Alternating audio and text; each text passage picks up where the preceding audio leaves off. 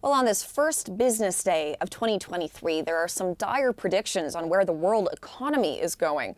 The International Monetary Fund is warning that up to 1/3 of the global economy is in danger of an outright recession this year. Scott Peterson is following this story for us. So, Scott, what's the overall cause here of this slowdown worry? Well, these are the three leading economies, really. We've got China, the EU, and the US all simultaneously slowing down this year. And this is expected to produce a real ripple effect on the weaker nations, if you will, developing world, as far as potentially 1/3 of all the global economies going into a recession. So this is on the back of worries about what's happening in the EU with rising food prices, rising fuel prices, the ongoing war in Ukraine in particular by Russia, and also what we're seeing is an attempted reopening of the Chinese economy with COVID-19 cases that are surging. So how is this all going to play out? This is what a lot of people are looking at. These are some of the predictions by the IMF as far as what is happening with the world economy. For example, overall, the world is expected to grow at about 2.7%. That's down year over year, less than what it was last year.